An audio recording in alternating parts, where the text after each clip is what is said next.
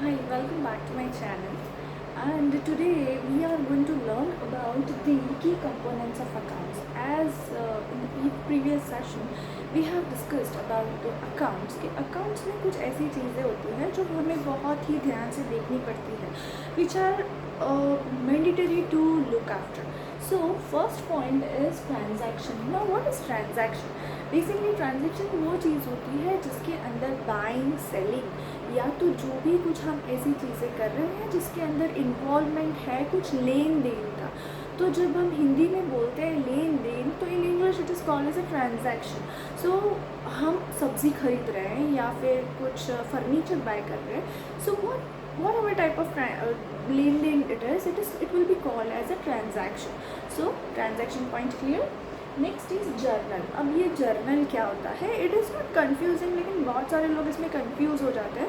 अब जर्नल एक ऐसी लिस्ट होती है जिसके अंदर पूरे अकाउंट्स लिखे हुए होते हैं। अकाउंट्स यानी कि पुराने हमारे पेरेंट्स को देखा होगा कि जैसे ही वो ग्रॉसरी खरीद के आ रहे हैं या तो कोई अच्छी चीज़ खरीद के आ रहे हैं, they will sit and they will maintain a diary, और वो डायरी में डेट वाइज लिखेंगे कि हमने ग्रॉसरी इतने की ली, then we purchased a flower इतने का, फिर हमने कुछ अच्छी चीज़ें खाई बाहर, रेस्टोरेंट एक्सपेंस या फिर ट्रैवलिंग एक्सपेंस।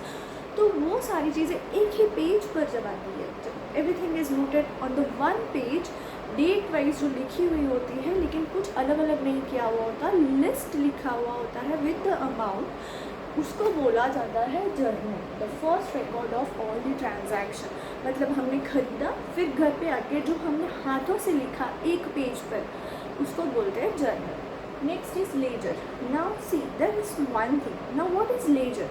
अब मैंने फूल खरीदे, फ्लावर्स खरीदे, मैंने ग्रॉसरी खरीदी, मैंने फर्नीचर खरीदा, और मैंने कुछ बाहर खाना खाया, होटल रेस्टोरेंट एक्सपेंस किया, ट्रैवलिंग किया मैंने, तो ऑफकोर्स ट्रैवलिंग एक्सपेंस हुआ। घर पे आके तो मैंने एक चीज़ में लिखा, that is called as a journal. But अब जब मैंने उसको बाइफरगेट किया पूरे साल के लिए कि at the end of the year मेरा ट्रैवलिंग एक्सपेंस कितना हुआ है, मैंने पूरे साल में फ्लावर्स कितने खरीदे हैं, या पूरे साल में मैंने कितनी ग्रॉसरी खरीदी है। सो जब हम ये ग्रुपिंग करते हैं ना हर एक चीज़ का, whenever the grouping is done, it is called as a laser.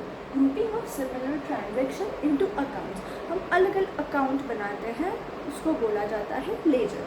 I hope this point is clear. Next is trial balance. अब ये ट्रायल बैलेंस क्या है? So there is a little change. Journal के अंदर total नहीं करते हम कुछ अमाउंट का, हम सिर्फ लिखते जाते हैं अमाउंट।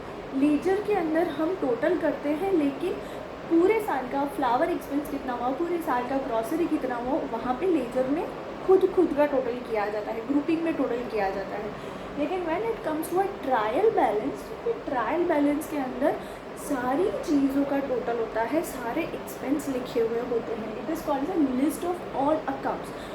कौन सी चीज़ें हैं या कौन सी चीज़ें बनाई गई है, that is called as a trial balance.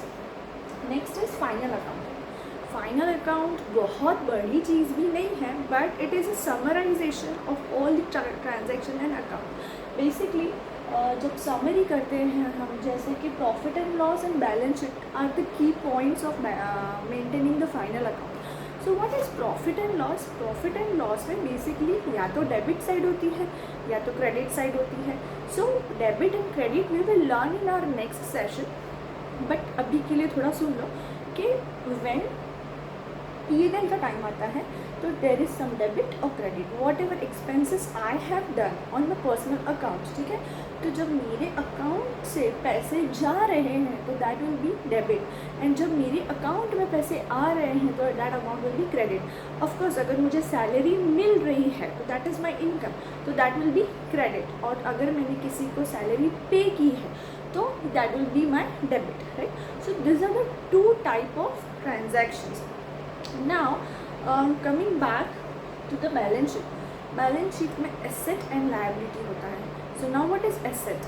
Asset वो चीज़ होती है जो मेरे बिजनेस को ग्रो करने के लिए या उससे मुझे इनकम मिल रही है, या मैंने अपने बिजनेस के लिए जो लॉन्ग टर्म इन्वेस्टमेंट किया है, that thing will be called as my asset. And what is liability? Liability are those liabilities or we can say a long term or a short term expense, or a borrowed fund, or the secured or unsecured loan which is taken over for the purpose of a business.